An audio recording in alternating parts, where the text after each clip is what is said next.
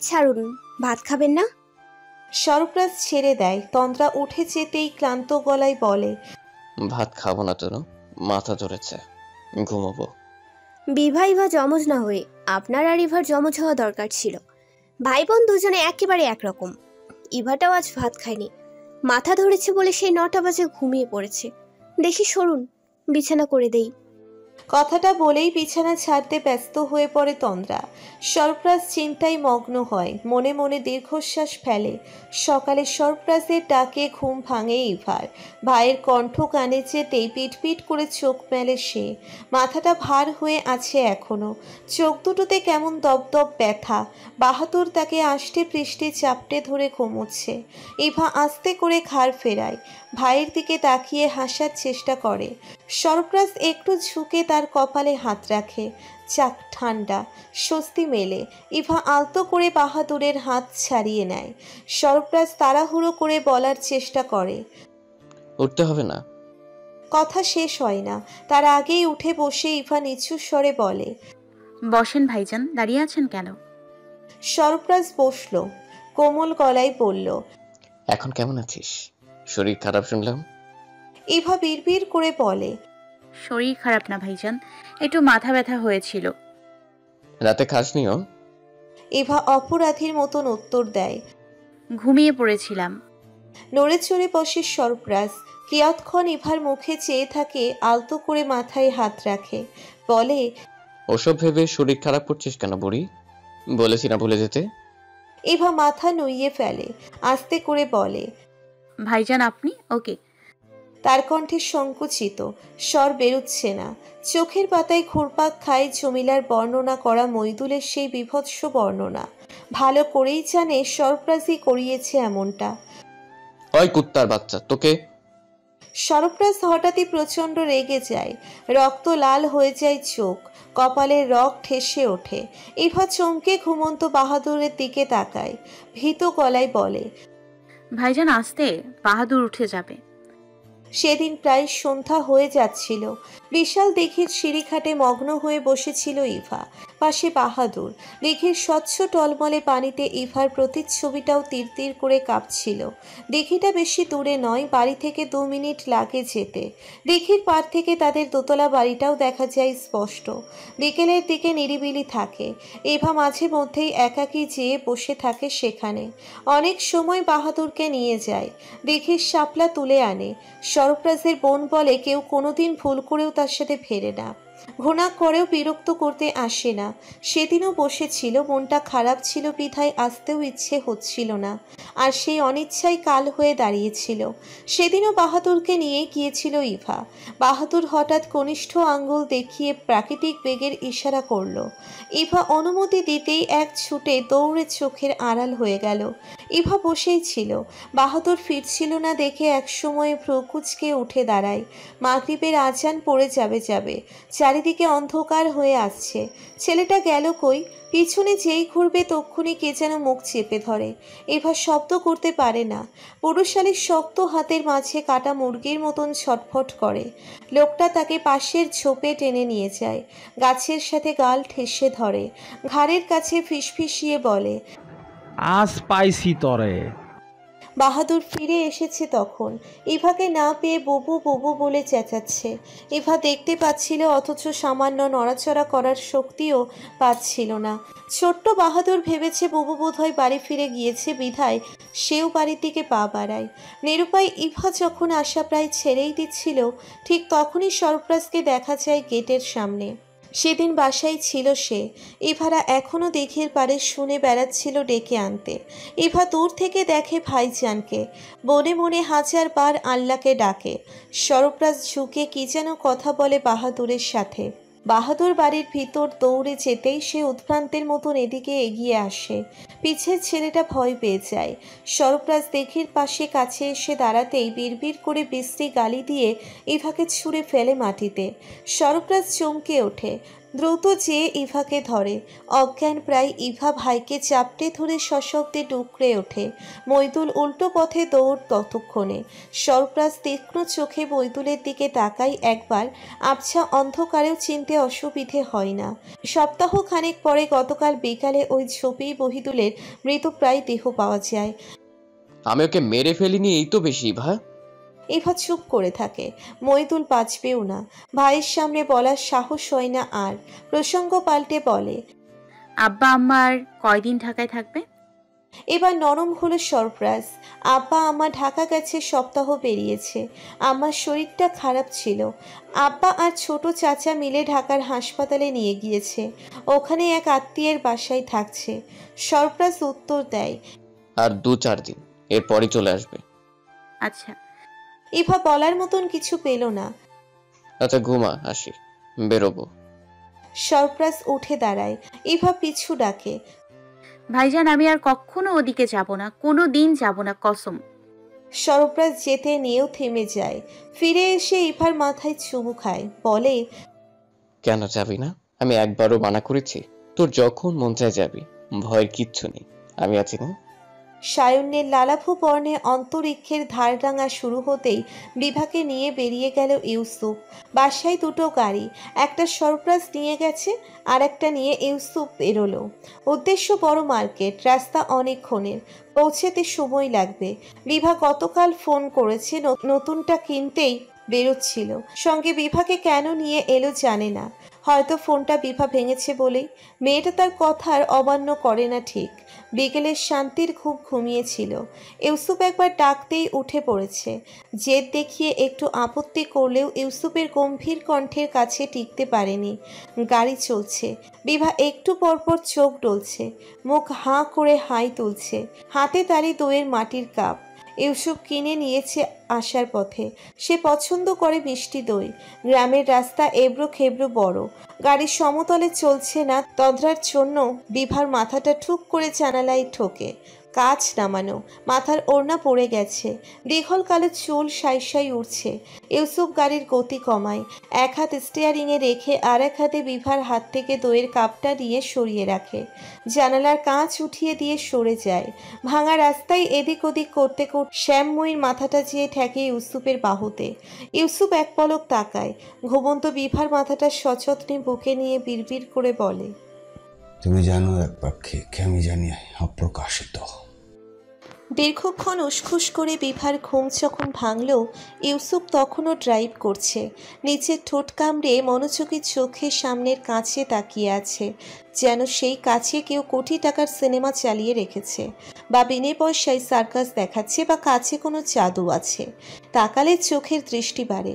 ইউসুফের শার্টের বোতাম সব কটা খোলা। একটু পরপর চুলে চালানো আঙ্গুলের ভঙ্গিটাতেও কেমন ভিন্নতা খুঁজে পায় বিভা। তার মাথাটা বন্ধ জানালার কাছে ঠেকানো। কি ভীষণ অবহেলা, তাই না?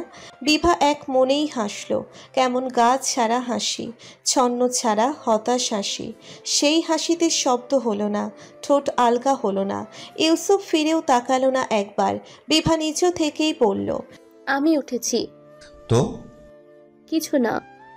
হালকা গলায় উত্তর দিয়েই চুপ করে গেল বিভা। কিছুক্ষণ পর আবার বলল, পৌঁছায়নি এখনো? ফিরছি। বিভার চোখ কপালে উঠে গেল। এতক্ষণে টনক নড়ল। বাইরে রাত, কালো ঘুটঘুটে রাত। এত রাত কখন হলো? বাজে কটা? তারা তো বিকেলে বেরিয়েছিল।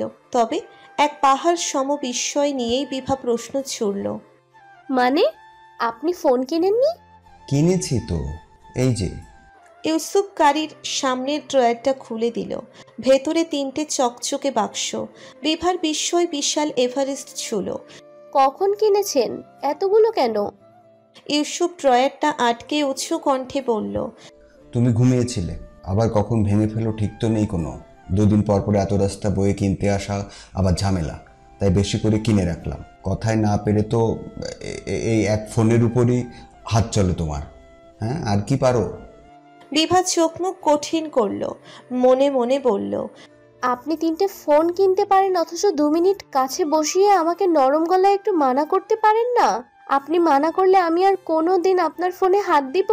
আর কোনো দিন আপনাকে বিরক্ত করব? বিশ্বাস করেন, এই রাস্তার বিশাল লম্বা হেডলাইটটাকে সাক্ষী রেখে প্রতিজ্ঞা করলাম, আপনার এই গোটা 3টে ফোন আর ভীষণ নাকুচুর স্বভাব আমি একদিনে ভাঙবো। মইদুলের মৃত্যুর খবর পাওয়া গেল পরদিন দুপুরেই। বারান্দার রেলিং ঘেঁষে ইভা ঘণ্টাখানেক দাঁড়িয়ে রইল মেঘ দিঘিতে চেয়ে। এই দিঘির নাম মেঘ দিঘি না, গ্রামের লোকজন একে সাধারণ ছোপের পাশে পড়ে থাকা খুব নগণ্য একটা দিঘি বলেই জানে। নামকরণটা সে নিচে করেছে।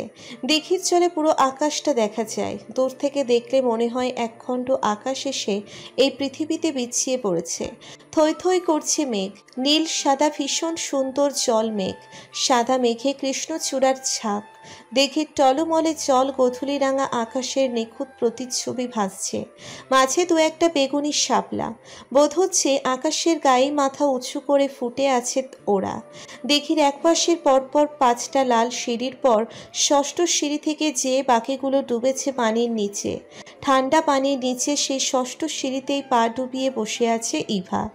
আজ বাহাদুর আসেনি। আসার আগে দেখে এসেছে বিভার ঘরে বসে পেন্সিল কামড়ে কামড়ে খাতায় অঙ্ক কষছে।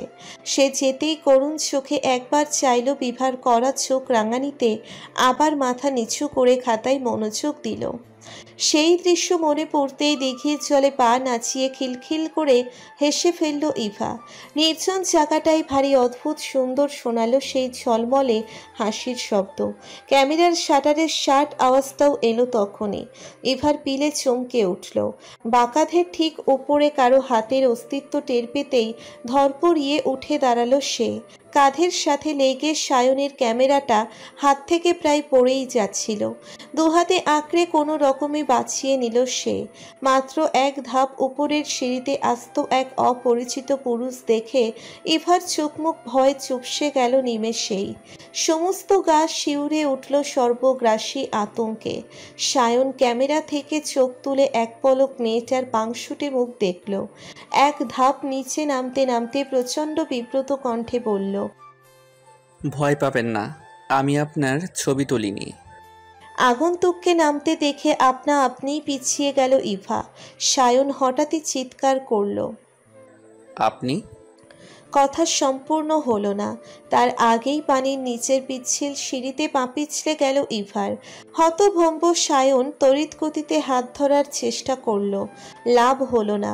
ভয়ে আতঙ্কে জবথবু ইভা চিৎকার করলেও বেমালুম ভুলে গেল যেন। থই থই পানিতে 2-3 বার তলিয়ে গিয়ে নাকে মুখে পানি ঢুকে গেল তরতর করে। শ্বাস আটকে এলো মুহূর্তেই। 7-5 না ভেবে ক্যামেরাটা সিঁড়ির উপর রেখেই পানিতে নেমে গেল সায়ন।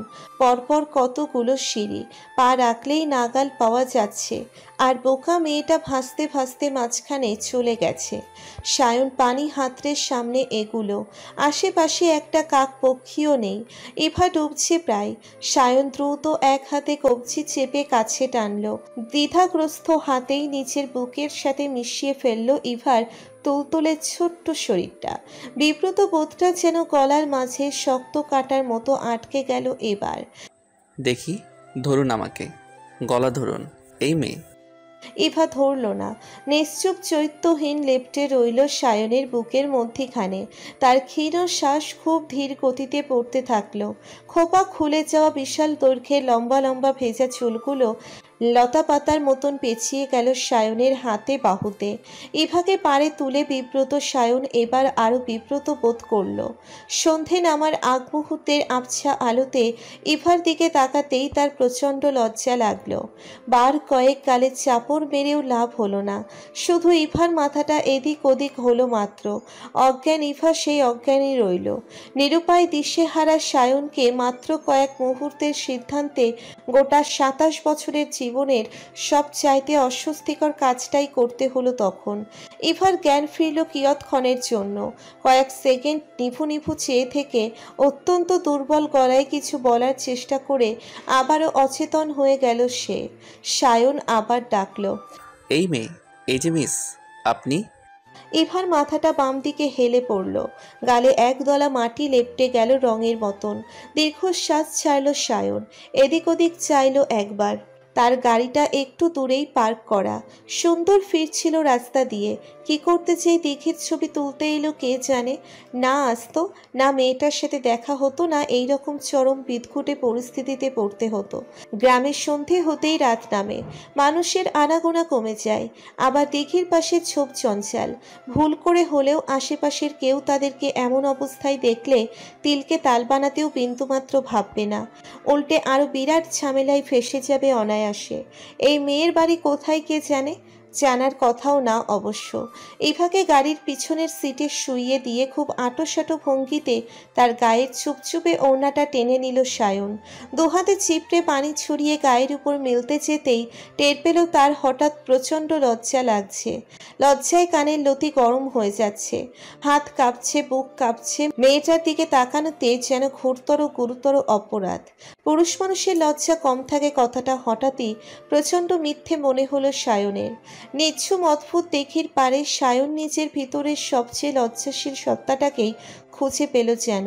নিজের হাঁটুর বয়সী একটা ছোট্ট মেয়েকে দেখে সারা বিশ্বের সমস্ত লজ্জা এসে ভর করল প্রাপ্তবয়স্ক চোখের পাতায়।